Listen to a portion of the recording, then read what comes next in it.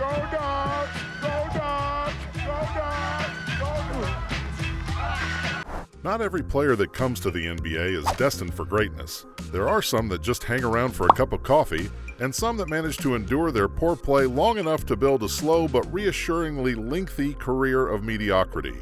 So just like there are all-time great NBA players, there are some bad ones too.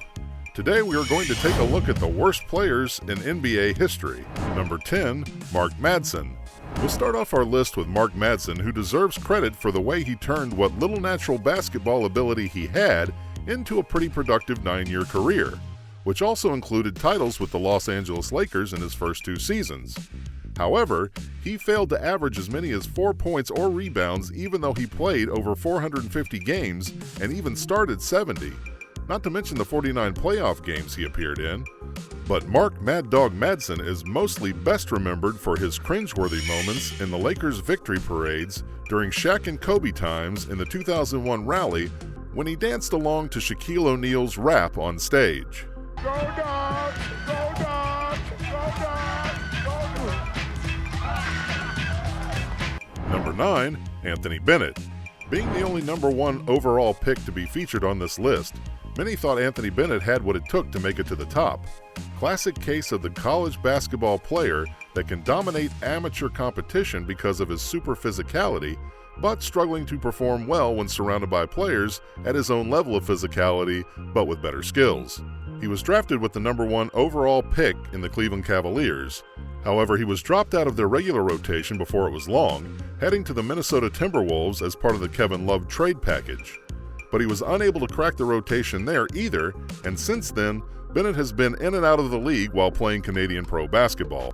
Number 8, Brian Scalabrine. Scalabrine is probably the most popular on our list. He made his name by being the enthusiastic towel-waving, bench-warming white guy on a number of good teams. He even got a championship ring as a member of the 2008 Boston Celtics, despite not having played a single playoff minute that year. But to be sure, getting at least 3 nicknames that we know of, White Mamba, Veal Scalabrini, and the Ginger Ninja, along with 11 seasons, 1 right, and $20 million in salary has to count for something. So all in all, Scalabrini built a pretty solid legacy for a guy whose career averaged at 3.1 points and 2.0 rebounds. Number 7, Zan Tabak. Zan Tabak, a stats-hungry NBA player, found himself in an expansion team with the 1995-96 Toronto Raptors. But even with 18 starts and 20 minutes per game at the center position, Tabak could only manage to score a measly 7.7 points and 4.8 rebounds on a team that has Sharon Wright scoring 16.5 points per game. Because 7-foot basketball players are so hard to find, Tabak managed to stick around the league for 6 injury-marred seasons, even though he never could manage his modest numbers in Toronto. Number 6, Elliot Williams. Elliot Williams is a player who wasn't very widely known, so if you're an ardent NBA fan and the name still doesn't ring a bell, don't be too surprised. His career lasted from 2010 to 2016. The former first-round pick spent his time between Utah and New Orleans on 10-day contracts in his 3rd season as a professional, averaging at just 2.8 points on 37.8% shooting across the 2 stops. However, Williams ended up being signed by the Charlotte Hornets to a tryout contract for the upcoming season, including a D-League standout and a veteran of over 100 NBA games. Number 5, Rafael Araujo. Rafael Araujo was taken only a pick before 2015 NBA Finals MVP and Olympic gold medal winner Andre Iguodala. Even though Araujo was marketed as a strong interior force when he was drafted by much-reviled GM Rob Babcock, the 8th overall in 2004, Araujo ended up looking quite out of place at the NBA. He was neither strong nor quick nor athletic enough to compete at the highest level of basketball played. The Brazilian basketball player ended up playing a total of 139 regular season games in the league. After 2 seasons of disappointment in Toronto during their post-Vince Carter times, he was traded to the Utah Jazz. However, the 6'11 center was never able to truly find where he belonged in the NBA. Number 4, Pete Chilcutt. With a reputation on a clutch shooting stroke, Pete Chilcutt had a standout college career at UNC under Dean Smith. However, that shot could only take him so far during a 9-year NBA career where his lack of athleticism ended up being quite a nuisance for him.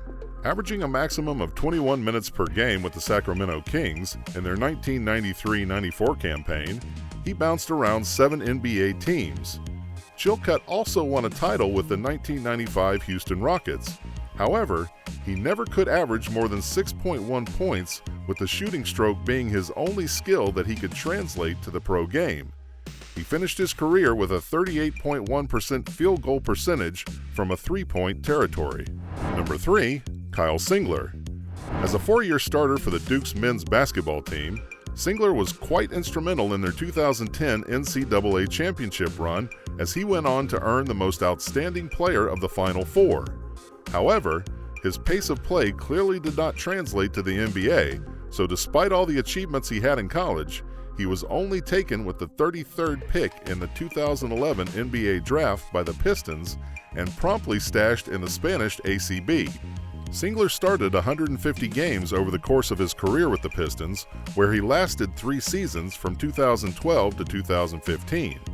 After that, Oklahoma City Thunder thought it would be best to somehow sign him on to a 4-year deal, despite his highest scoring average being 9.6 points per game and being a foot slower on defense than the rest of the league. But after he fell completely out of their garbage time lineups, Singler was waived in 2019 by the franchise. Number 2. Nicolas Tskitishvili. Dario Milicic might be more famous when it comes to keeping the company of Hall of Famers among the top 5 picks within the 2003 NBA draft.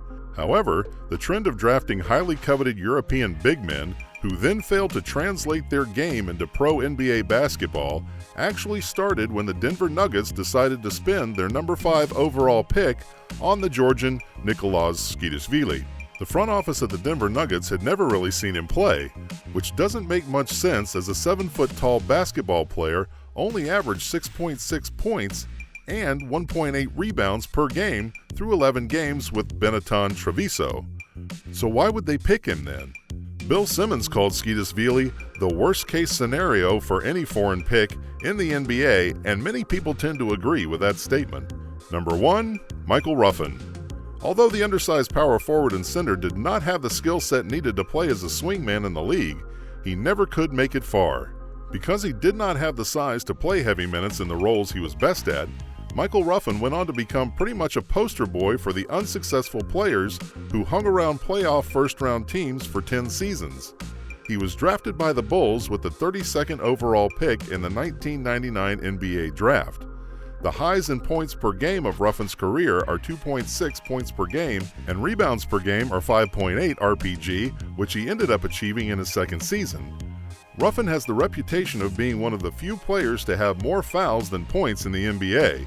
He was called for 946 fouls while putting up only 716 points through 10 years in the league. Honorable mention, Sun Yu.